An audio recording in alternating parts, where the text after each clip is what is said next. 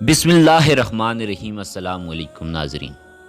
تمام نعمتیں اور آسائشیں ہونے کے باوجود حضرت آدم علیہ السلام جب جنت میں تنہائی اور اجنبیت محسوس کی تو اللہ پاک نے حضرت اماں حوا کو پیدا کر دیا۔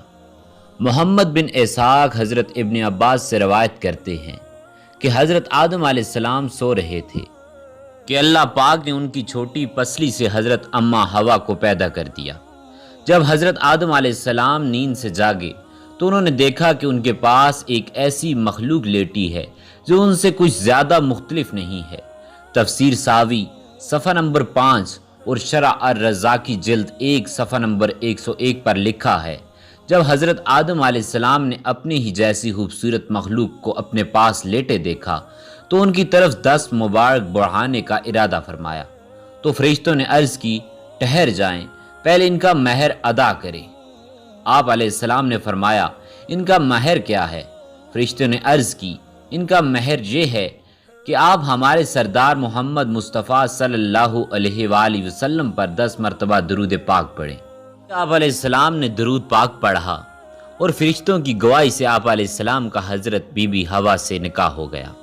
آیت میں ہے کہ حضرت آدم اور حوا 60 سال تک جنت میں رہے، لیکن ان کو حق و زوجیت ادا کرنے کا حکم نہ تھا اور نہ بچے پیدا کرنے کا۔ حضرت آدم علیہ السلام حضرت حوا بڑے آرام و سکون سے جنت میں رہ رہے تھے۔ اس عرصے میں دونوں پر جنت میں کسی بھی حصے میں جانے پر پابندی نہ تھی سوائے شجر ممنوعہ کے۔ شیطان اب ان دونوں کا کھلا دشمن تھا اور اپنی سزا کا بدلہ لینے کے لیے بے قرار بھی۔ اس کی شدید خواہش تھی کہ یہ اللہ کے حکم کی خلاف ورزی کریں۔ پھر شیطان نے ان دونوں کے دلوں میں وسوسہ ڈالا تاکہ ان کی شرمگاہیں جو ایک دوسرے سے پوشیدہ تھیں بے پردہ ہو جائیں۔ حضرت آدم علیہ السلام اور حضرت حوا کے لباسوں کے متعلق یہاں پر 2 طرح کی روایات ہیں۔ روایت تو یہ ملتی ہے کہ جنت میں ان دونوں کا لباس ویجنتی تھا جس میں ان دونوں کے سروں پر تاج بھی تھے، جبکہ دوسری روایت کے مطابق ان کے جسم جنتی درختوں کے پتے تھے جن سے ان کے 70 ایک دوسرے سے پوشیدہ تھے۔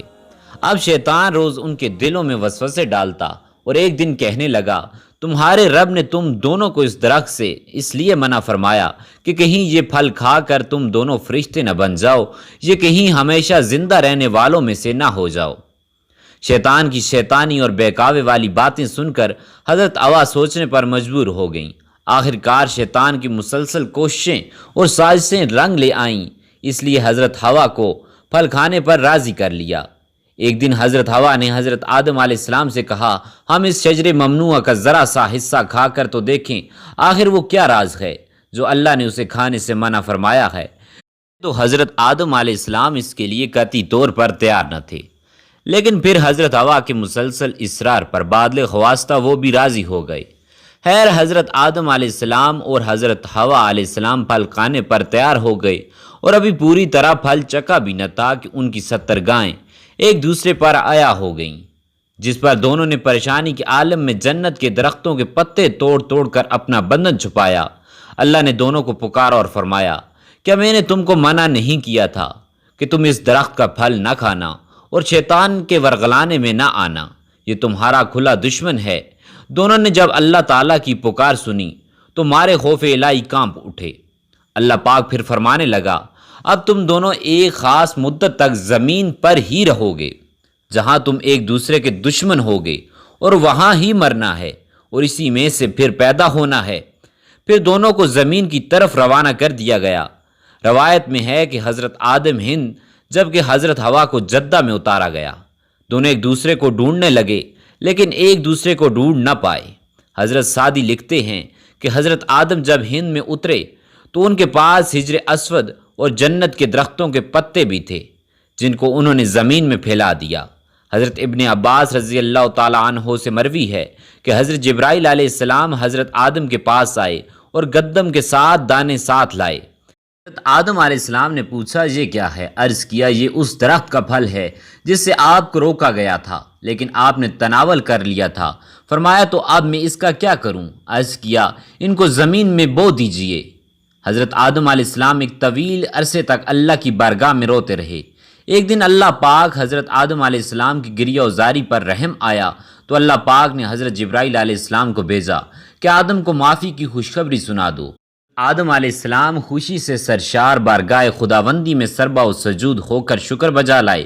پھر حضرت جبرائیل علیہ السلام انہیں لے کر مکہ آئے، جہاں حضرت آدم علیہ السلام نے کعبہ شریف کی بنیاد رکھی اور حجر اسود کو کعبہ کی دیوار پر نصب فرمایا۔ پھر اس کے گرد طواف کیا۔